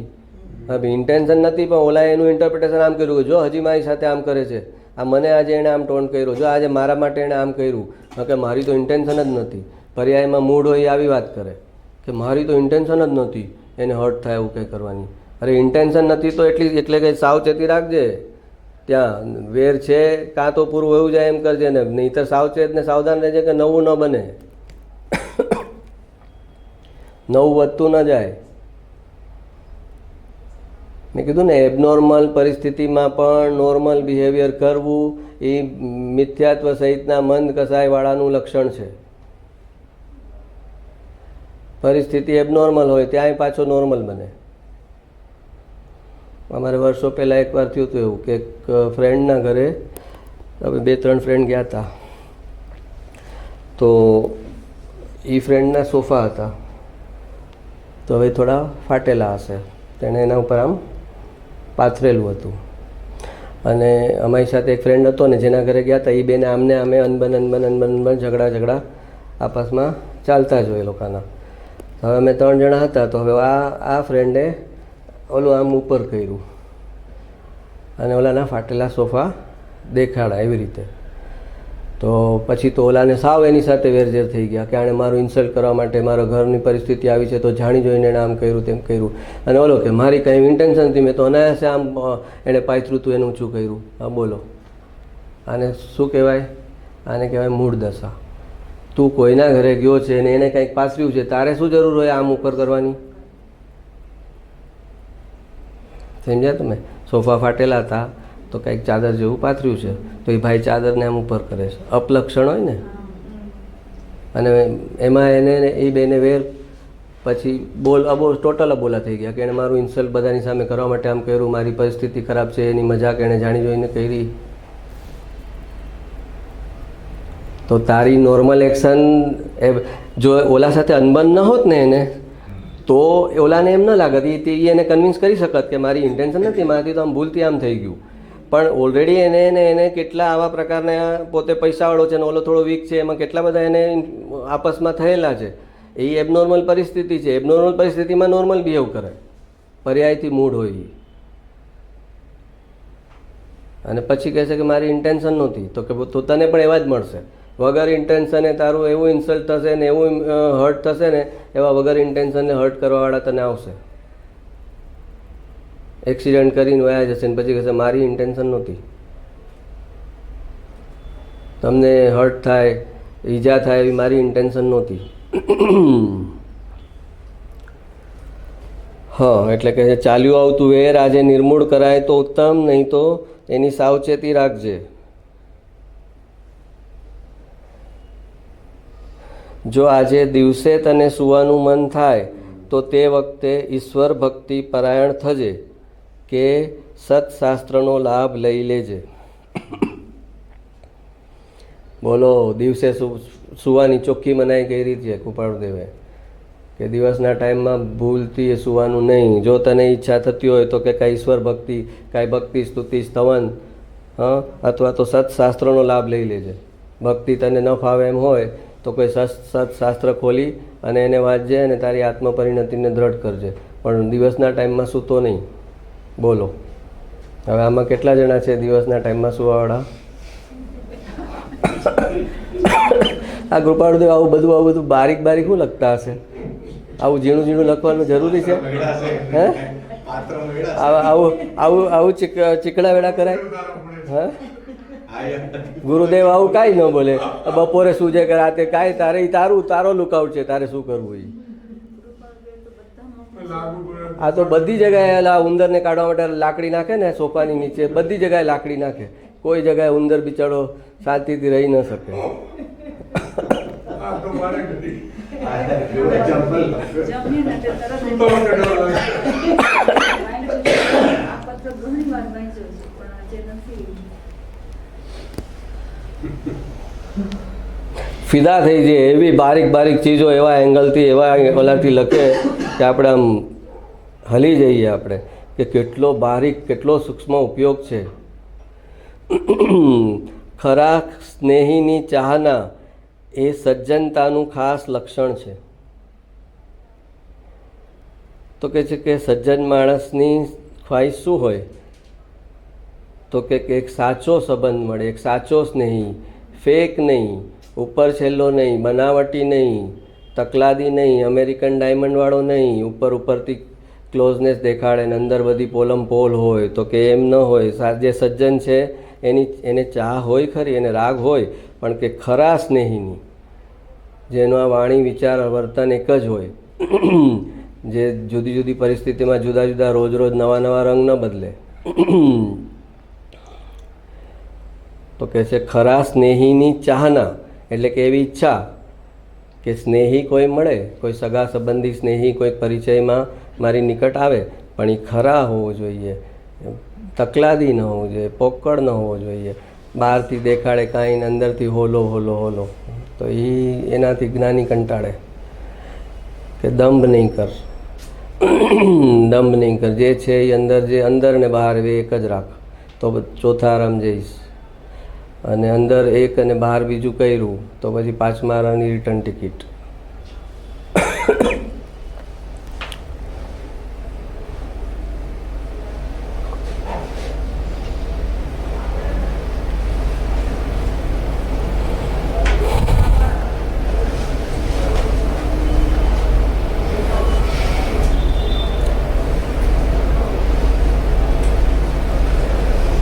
હું તો ગુરુદેવ બેનશ્રીબેનના વખાણ કરે જ ને વચનામૃતનો, હું તો એ ફરીને વાંચું છું, ફરીને વાંચું છું. બેનની ગંભીરતા તો જુઓ. બેનના વચનામૃત બહુ ગંભીર છે. બેનને તો ક્યાં બહાર પડવું છે. માંડ બેનનું પુસ્તક બહાર આવ્યું. બેનનું પુસ્તક તો બહુ સરસ, બોલો બે વાર બહુ સરસ લખે. અધ્યાત્મની રુચિ હોય તેને માટે તો બહુ સરસ. આવું ક્યારે બહાર આવે? બેનને તો વિચાર નહોતો ને બહાર આવી ગયું. જગતના ભાગ્ય છે. બોલો કે જે જગતના ભાગ્ય છે કે આવું પુસ્તક બહાર આવી ગયું, કે શાસ્ત્રના સાર સાદી સિમ્પલ ભાષામાં બધો સાર મૂકી દીધો. એ સાદી ભાષામાં છે એટલે એની કદર કરનાર, કિંમત કરનાર કોઈ નથી. એને ન સમજાય એવા શ્લોક અને ગાથા હોય, અઘરા શબ્દો હોય સંસ્કૃતના, તો એને થાય હા તો બહુ આ પંડિત આવ્યા હતા તો બહુ ઊંચું સમજાવતા હતા, સારું સમજાવે. એને સમજાય નહીં ત્યારે એને ઊંચું લાગે. હે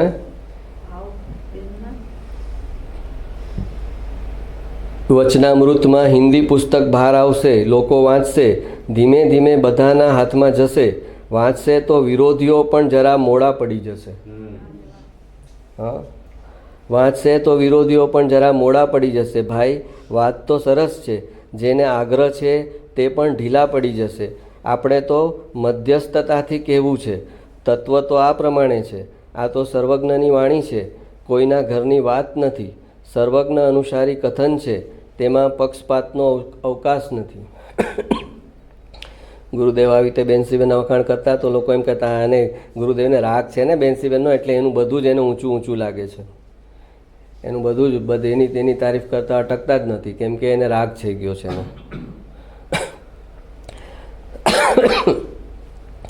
આ વચનામૃત પુસ્તક વાંચીને હાલના મુનિઓ પણ વિચાર કરશે કે આહા, મુનિપણાનું સ્વરૂપ કેવું સિદ્ધ કર્યું છે. બોલો, બેનશ્રીબેન સમ્યક દ્રષ્ટિ ચોથા ગુણતાને કે આ પુસ્તક વાંચીને મુનિઓ, એટલે મુનિઓ એટલે ઓલા એમને લઈ લીધેલા દીક્ષાવાળા છે ને એ મુનિઓ, ભાવલિંગી મુનિની વાત નથી કરતા. આ દ્રવ્યલિંગીવાળા છે ને વસ્ત્ર સહિતના છે એની વાત કરે છે કે એ બધા જે દીક્ષા લીધેલા મહારાજો અને મુનિઓ છે ને એ વાત છે ને, તો એને થશે કે ઓ આ તો આ શું કહે છે, આ માર્ગ શું છે. ભાવલિંગી મુનિની વાત ન આવે આ પુસ્તકમાં. આ વચનામૃત પુસ્તક વાંચીને હાલના મુનિઓ સો કોલ્ડ મુનિ, હાલના મુનિઓ પણ વિચાર કરશે કે આહા, મુનિપણાનું સ્વરૂપ કેવું સિદ્ધ કર્યું છે. મુનિની અસ્થિની વાત કરી છે. મુનિઓ આવા હોય. ભાઈ, અહીં પક્ષની ક્યાં વાત છે? મુનિઓ તો આત્માના આનંદમાં લીન હોય છે.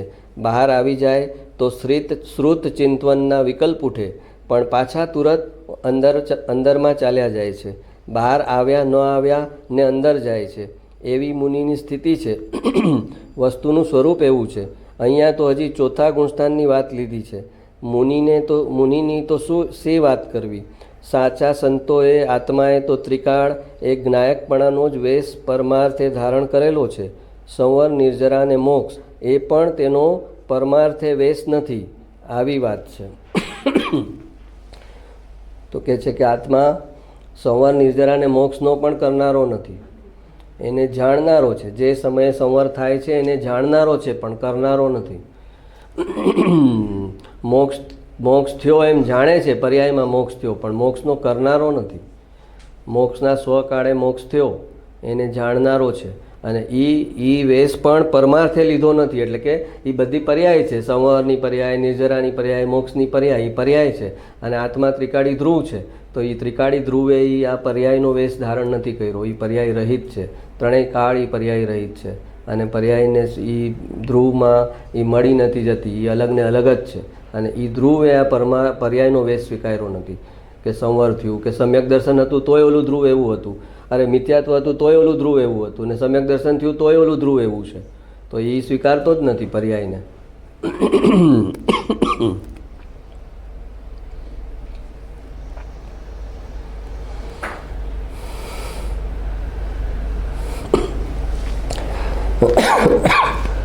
અત્યારે પૂજ્ય ગુરુદેવની વાતને ગ્રહણ કરવા ઘણા જીવો તૈયાર થઈ ગયા છે. બેનસીબેનનું વચનામૃત 8. અત્યારે પૂજ્ય ગુરુદેવની વાતને ગ્રહણ કરવા ઘણા જીવો તૈયાર થઈ ગયા છે. ગુરુદેવને વાણીનો યોગ પ્રબળ છે. શ્રુતની ધારા એવી છે કે લોકોને અસર કરે ને સાંભળ્યા જ કરીએ એમ થાય. ગુરુદેવે મુક્તિનો માર્ગ પ્રકાશ્યો ને સ્પષ્ટ કર્યો છે. તેઓ શ્રીને શ્રુતની લબ્ધિ છે. હવે એના પર ગુરુદેવ પ્રવચન આપે છે. બિચારા આ 8મા બોલમાં બેને જરા અહીંનું નાખ્યું છે. અહીંનું નાખ્યું છે.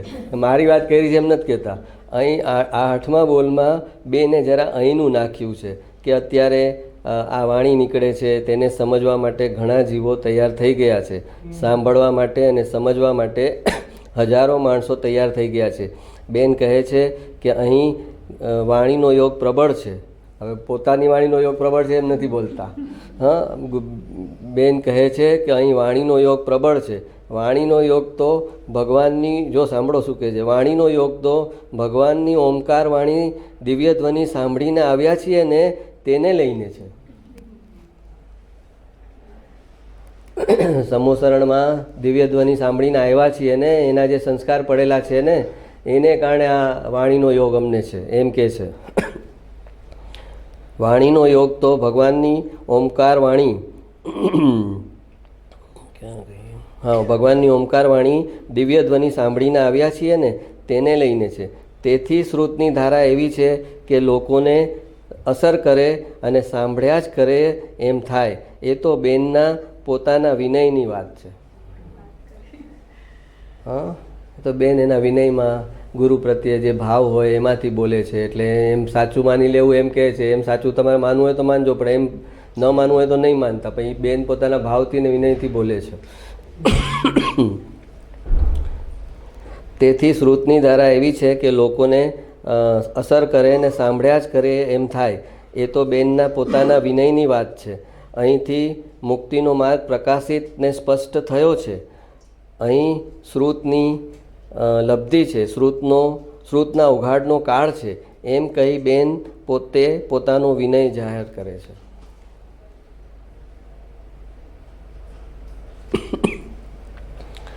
પરિણમનમાંથી નીકળેલા શબ્દો છે. બેનને તો નિવૃત્તિ ઘણી, નિવૃત્તિમાંથી આવેલા શબ્દો છે. પુસ્તકમાં તો સમયસારનો સાર આવી ગયો છે. અનુભવનો સાર છે, પરમ સત્ય છે. વચનામૃત એ ચીજ તો એવી બહાર આવી ગઈ છે કે હિન્દુસ્તાનમાં બધી જગ્યાએ બહાર પાડવું જોઈએ.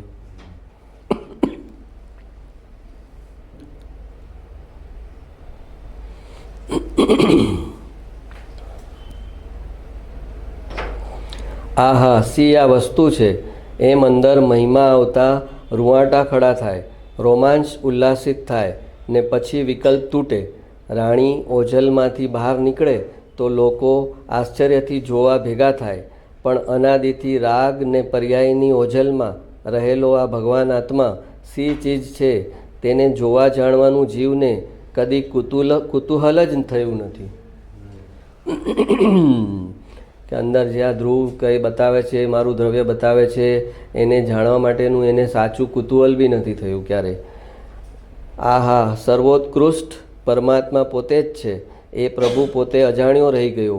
જેની જરૂર નથી તેને જાણવામાં વખત ગાળ્યો. અપ્રયોજનભૂત વાતોમાં એણે વખત ગાળ્યો, પણ આ ચીજ જે અંદર છે એના સુધી કેમ પહોંચવું અને એને કેમ જાણવું એના પર એણે ચિંતન મનન અને ઊંડાણપૂર્વકની એમાં ઓલું ન કર્યું. અને બહારથી એ આમ કહે ને કે કૂવો ખોદવો છે તો અહીંયા એક ખાડો ખોદો, પછી અહીંયા ખોદો, પછી અહીંયા ખોદો, એમ એણે 100-200 ફૂટના ખાડા ખોદી નાખ્યા. પણ એક જ જગાએ 40 ફૂટનો ખોદે તો પાણી આવે. તો એ હોરિઝોન્ટલી કરે છે ટ્રાવેલ, હોરિઝોન્ટલી એની પ્રોગ્રેસ કરે છે. એ વર્ટિકલી નીચે નથી જતો, જાતના ઊંડાણમાં જવાનું છે એ નથી જતો, પણ બહારથી પોતે ફેલાવે છે.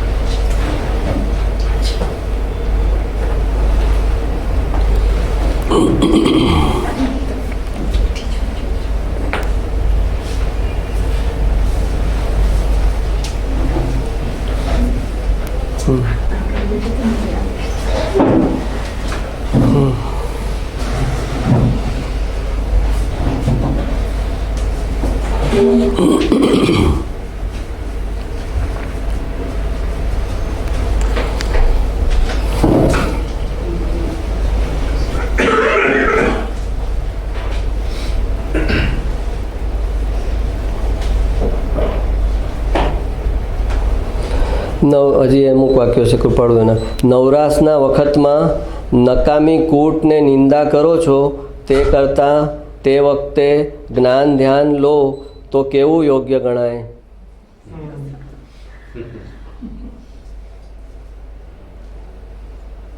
બીજું એક ઓલું વાક્ય હતું, કોણ પૂછતું હતું કે ભાગ્યશાળી હોય તો એના આનંદમાં બીજાને ભાગ્યશાળી કરજે, એ હતું ને એક વાક્ય.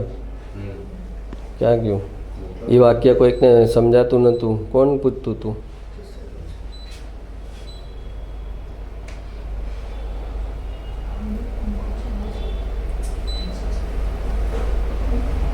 ભાગ્યશાળી હો તો તેના આનંદમાં બીજાને ભાગ્યશાળી કરજે. એટલે કોઈ એમ કહેતું હતું કે આ તત્વની વાત આપણને સમજાણી છે, બીજાને સમજાવવાની, એમ છે એનો અર્થ? હા, એ અર્થ નથી અહીંયા પોતાના પુણ્યના ઉદયની વાત છે. જે આપણે કહીએ કે ઓલો પુણ્યના ઉદયમાં ઓલા કાગડાને એક મરેલો ઉંદર મળે છે તો એ કાકા કરીને બધાને બોલાવે છે, એકલો એકલો નથી ભોગવતો. ભાગ્યશાળી હો તો તેના આનંદમાં બીજાને ભાગ્યશાળી કરજે. એટલે કે પોતાને પુણ્યના ઉદયથી કોઈ સારી વસ્તુ, સારો સંયોગ છે તો એમાં બધાને સહભાગી કરવાની ટ્રાય કરજે, એકલો એકલો ન ભોગવી લેતો. એટલે તત્વની વાત નથી અહીંયા સાંસારિક સુખની વાત છે.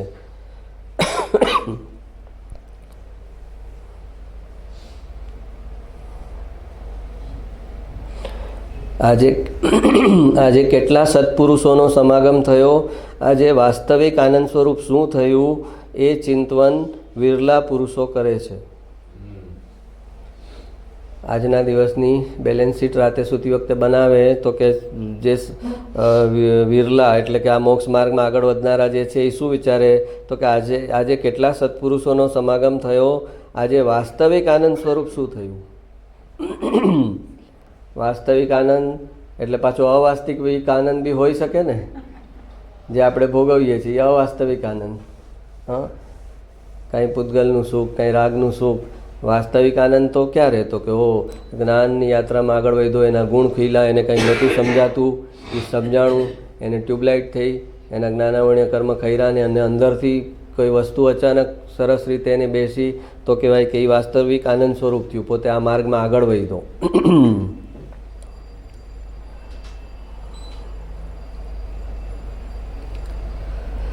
પ્રત્યક્ષ સત્સંગની તો બલિહારી છે અને તે પુણ્યાનુબંધી પુણ્યનું ફળ છે.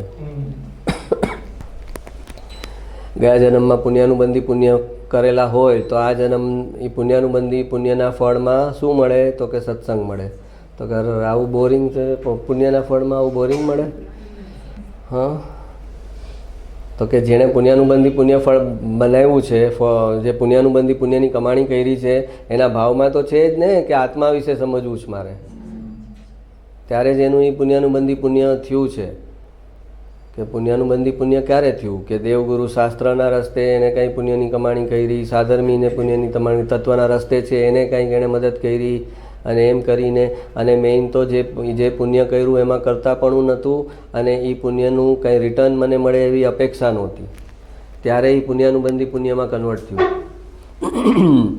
એક તો કરતાપણાનો ભાવ નહોતો કે મેં કર્યું, અને એ જે કંઈ કર્યું એનું મને સાંસારિક કોઈ ફળની અપેક્ષા નહોતી રાખી.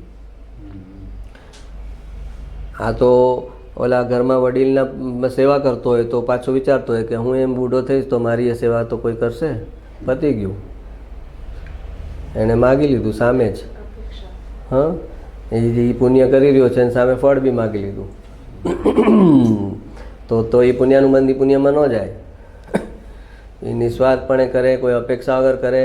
શું જોઈએ છે ભાઈ? મને કાંઈ જોતું નથી, બસ આ મારાથી આ સમયનો મારો આ રિસ્પોન્સ હતો, મારી અંદરથી જે કરુણા આવતી હતી, જે ભાવ આવતો તેમાં મેં કર્યું, મને આની સામે આ આપો એવો કોઈ ભાવ નથી. ત્યારે એ કુદરતના એકાઉન્ટમાં એ પુણ્યાનુબંધી પુણ્યમાં જાય, અને તમે સાંસારિક ફળની ઈચ્છા નથી કરી, એટલે તમને મોક્ષ માર્ગમાં આગળ વધી શકાય એવા નિમિત્તો મળે એના ફળમાં. અને તમે પુણ્યની કમાણી કરી અને સામે સાંસારિક અપેક્ષાઓ કરી, તો એ ફિટુસ થઈ ગયું આમને સામને.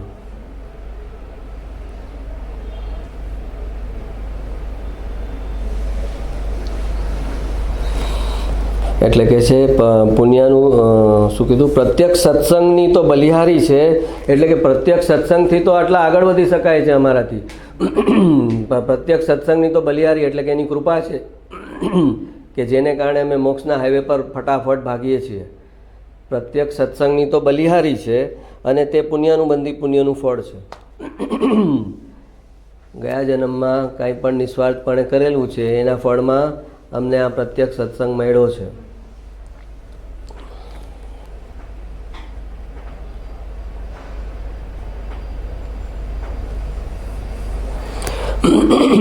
ટાઈમ મળે તો વિતરાગ વાણી વાંચવી એ વિતરાગ વાણીની વિરાધના. વિતરાગ વાણી વાંચવા ટાઈમ નીકાળે તો એ વિતરાગ વાણીની આરાધના.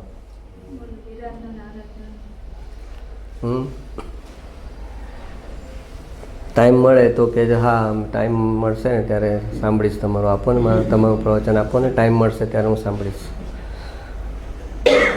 ટાઈમ મળશે ત્યારે સાંભળીશ તું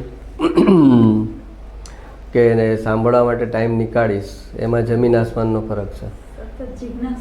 હા, ઓલા તમારા એક સ્નેહી છે એ કહેશે ભાઈ જો ને આવતા અઠવાડિયે ફોન કર, ટાઈમ હશે તો તને મળીશ. હા, તો કેવું લાગે? તો એ તમને સ્નેહી લાગે તમારા કે ટાઈમ એને નીકળશે તો મળશે?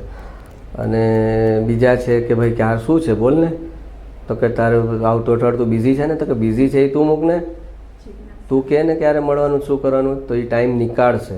તો એ નીકાળશે એ જ સારા લાગે ને કે? તો કે વિતરાગ વાણીને પણ એ જ સારું લાગે કે આ મારા માટે ટાઈમ નીકાળે છે મારા વાંચવા માટે. અને ઓલો કહે છે કે એટલે ફુરસદના સમયનું વિતરાગ વાણી, સાવ તું નવરો થઈ જા ત્યારે એ વિતરાગ વાણી વાંચે તું.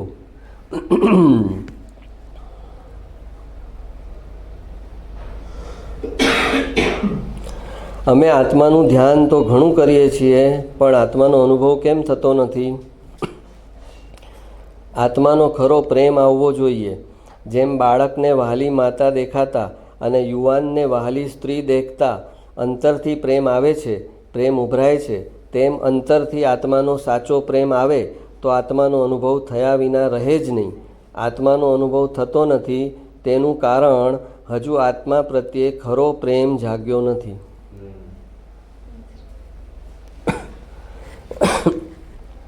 આત્માનો અનુભવ થતો નથી તેનું કારણ હજુ આત્મા પ્રત્યે ખરો પ્રેમ જાગ્યો નથી.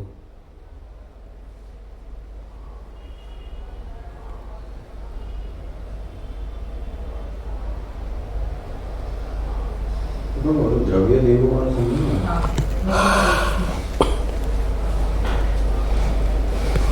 દ્રવ્ય દેવું ક્યાં ગયું? દ્રવ્ય દેવું આપવાની ફિકર રાખું છું એ કરતા ભાવ દેવું આપવા વધારે ત્વરા કરો. કોઈએ 5,000 આપ્યા હોય ને કોઈને આપવાના હોય તો એને રાતના ઊંઘ ન આવે. મારે 5,000 આપવાના છે અને 5,000 આપવાના છે. હા, તો ભાવ દેવું ક્યારે કહેવાય? કે કોઈની એટલે 5,000 કે કોઈકની સમજો કે કોઈ છોકરો ટ્યુશનમાં જાય છે અને એની સ્થિતિ સારી નથી તો ઓલા બેનને કહેશે ભાઈ અમે ફી જરાક માફી કરો ને અથવા બાકી રાખો ને અમે વેકેશનમાં આપશું. તો ઓલા બેન કહેશે ભલે. તો એ દ્રવ્ય દેવું થયું કહેવાય કે જ્યાં ફી નક્કી છે પહેલેથી અને એ આપી નથી શકતા તો એને દેવું ચડ્યું, એ દ્રવ્ય દેવું. એકચ્યુઅલ પૈસાનું કરન્સીનું દેવું જ્યાં રૂપિયાની વાત છે. પણ જ્યાં આગળ રૂપિયામાં નક્કી થયેલું નથી, હા તમારા મા બાપે કે આપણને મોટા કર્યા તો એમાં એણે ફીસ નક્કી કરી, ચાર્જ નક્કી કર્યો જ કે આ તું મોટો થાય તો તારે આટલા આપવાના, પર વર્ષના આટલા, તો 1 વર્ષનો તો ત્યારનો આટલા, પછી 2 વર્ષનો એવો કંઈ છે ચાર્જ? તો કે ચાર્જ નથી ને, એટલે એમાં ભાવ દેવું આવે. ભાવથી આપેલી વસ્તુ હતી અને એનો કોઈ ચાર્જ નક્કી કર્યો નહોતો, એની કોઈ ફીસ નક્કી થઈ નહોતી અને એ ભાવથી આપવામાં આવેલી, એટલે ભાવથી આપવામાં આવેલી એટલે એ ભાવ દેવું કહેવાય. તો કે આ ભાવ દેવું આપવામાં તું ત્વરા વધારે રાખજે. તું તો તને કોઈના 5,000 આપવાના હોય ત્યાં તો તને થાય છે અરે મારે આને આપવાના છે અને મારે આપવાના છે. પણ જ્યાં ભાવથી મળેલું છે કરોડ કરતાં ઉપરનું, તો ત્યાં તને એમ થાય અરે આ ક્યાં કંઈ, આની કંઈ કોસ્ટ પ્રાઇસ ક્યાં છે, આની કોસ્ટ પ્રાઇસ ક્યાં છે? કોઈએ મુસીબતમાં સાચી એડવાઇસ આપી હોય, કોઈ ગાઈડન્સ આપ્યું હોય, કોઈ બીજી રીતે હેલ્પ કરી હોય, તો એ બધાનો કંઈ બધી જગ્યાએ ચાર્જ ન હોય. તો એ ભાવથી એણે કર્યું હતું તો એ ભાવથી તારું જે ખર્ચ છે એ તારે ભાવથી ચૂકવવાનું છે. તો કે છે દ્રવ્ય દેવું ચૂકવવાની જેટલી ત્વરા રાખો છો એનાથી વધારે ત્વરા ભાવ દેવું ચૂકવવાની રાખો. તે કરતાં ભાવ દેવું આપવા વધારે ત્વરા રાખો.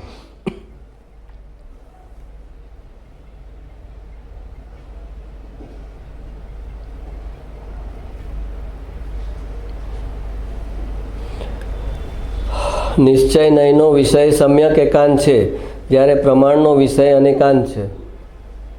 કોણે જવાબ લખ્યો હતો?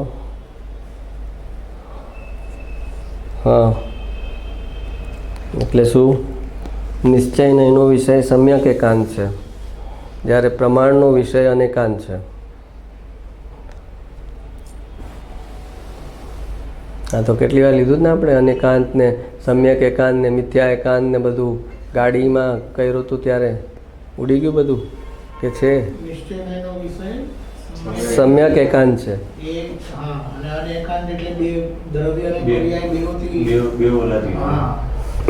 જ્યારે પ્રમાણનો વિષય અનેકાંત છે.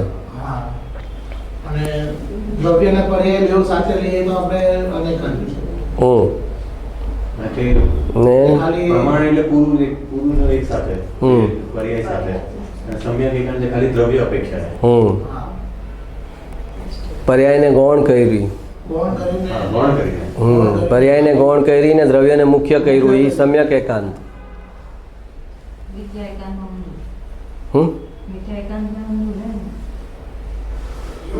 મિથ્યા એકાંત તો આ ઓલા વેદાંત વાળા નહીં, એ પર્યાયને માને જ નહીં અથવા દ્રવ્યને માને જ નહીં, એ મિથ્યા એકાંત.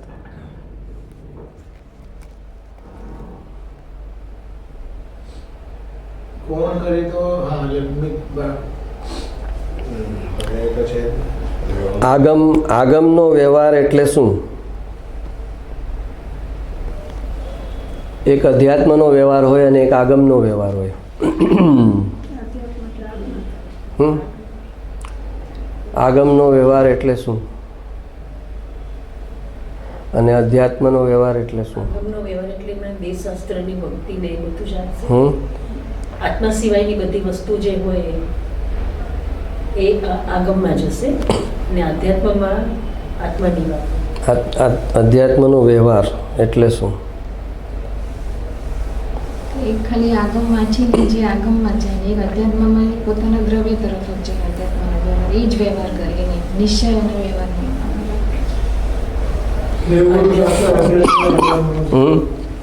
આધ્યાત્મના વ્યવહારમાં દેવગુરુ શાસ્ત્રની ભક્તિ, એમનો વિનય અને એક આગમ પ્રમાણે ચાલે એટલે પંડિત જ કહેવાય.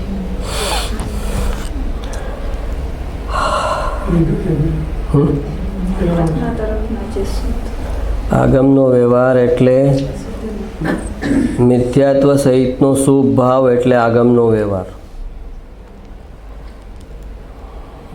આગમ જે બધો શુભ ભાવ બતાવે છે એ સમયે મિથ્યાત્વી છે કે સમ્યક દ્રષ્ટિ નહીં, એનો ઈરાદો છે શુભમાં ટકાવવાનો. આગમ જે છે એનો ઈરાદો છે કે એટલી શુભમાં ટકે. આ માળા ગણે, આ દેરાસરે જાય, આ આમ કરે, ભલે એ મિથ્યાત્વી હોય કે જે હોય, પણ એટલીસ્ટ એ અશુભથી બચાવવા માટે આગમનો વ્યવહાર છે. એમાં મિથ્યાત્વ છે કે નહીં એ અલાઉડ છે. ભલે મિથ્યાત્વ છે પણ એને જવા દે, એને માળા ગણવા દે, ભલે મિથ્યાત્વ છે. ભલે મિથ્યાત્વ છે એને સામાયિક કરવા દે, ભલે મિથ્યાત્વ છે એને પ્રતિક્રમણ કરવા દે. એ કહેવાય મિથ્યાત્વ સહિતનો શુભ ભાવ. એને આગમ સ્વીકારે છે કે અમે એને ટકાવીએ છીએ. આગળ ઉપર એ પાત્રતા આવશે તો પછી સાચા રસ્તે બી જશે. પણ આ નહીં કરીએ સામાયિક મેં પ્રતિક્રમણ કે આમાં નહીં જોડીએ તો એ જુગાર રમવા જશે, કુસંગમાં જશે અને એના બી તો મિથ્યાત્વ સહિતના પાપ કરશે. એના કરતાં મિથ્યાત્વ સહિતનું પુણ્ય કરવા દો એને, એમ આગમ સ્વીકારે છે.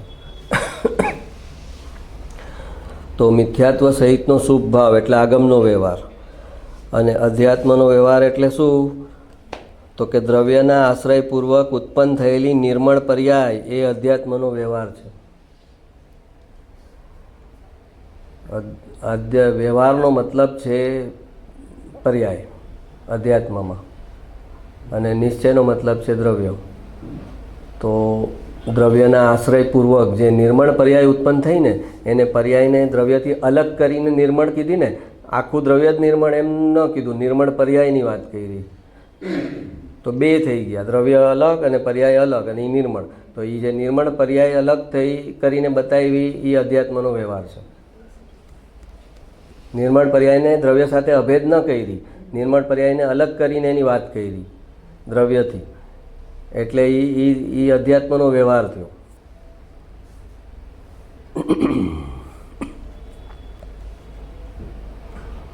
એટલે અહીંયા તો શુદ્ધ પર્યાય જ આવી, શુદ્ધ પર્યાય વ્યવહાર થઈને. ઓલામાં તો મિથ્યાત્વ સહિત બી શુભ કરે તો પણ એને વ્યવહાર ગણવામાં આવે આગમમાં. અને અહીંયા તો એકચ્યુઅલ દ્રવ્યોનો આશ્રય કરી અને નિર્મળ પર્યાય શુદ્ધ પર્યાય ઉત્પન્ન થાય એને વ્યવહાર કહેવામાં આવે.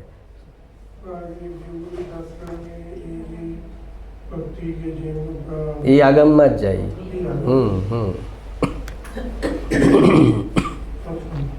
અધ્યાત્મનો વ્યવહાર એટલે દ્રવ્ય અને પર્યાય, એમાં પર્યાયને છુટ્ટી કરીને કીધી એટલે વ્યવહાર ગણવામાં આવે. પર્યાયને દ્રવ્ય સાથે અભેદ ન કરી. વ્યવહારનો મતલબ બે. વ્યવહારનો મતલબ બે. વ્યવહાર ક્યારે થઈ શકે? બે વ્યક્તિ હોય તો જ થઈ શકે. હા, એટલે વ્યવહારનો શાસ્ત્રનો મતલબ છે કે તમે એક વસ્તુ હતી એના બે પાર્ટ કર્યા એટલે વ્યવહાર. એક અભેદ દ્રવ્યના તમે બે પાર્ટ કર્યા અને પછી એમાંના એક પાર્ટની વાત કરી એટલે એ થઈ ગયો વ્યવહાર. નિર્મળ પર્યાયી વ્યવહાર અધ્યાત્મનો.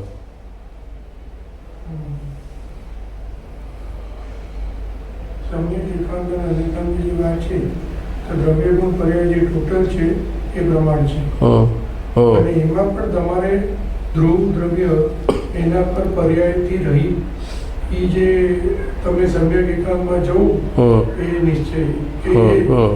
સમ્યક એકાંતમાં જવું એ નિશ્ચય, અને નિશ્ચય પૂર્વક પ્રમાણ ઉત્પન્ન થાય છે.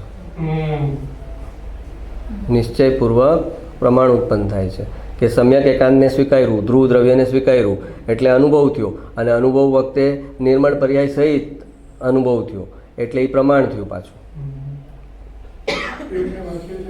સમ્યક એકાંત પણ આના સિવાય કૃપાળુદેવનું વર્તન છે. અન્ય હેતુ એ ઉપકારી નથી.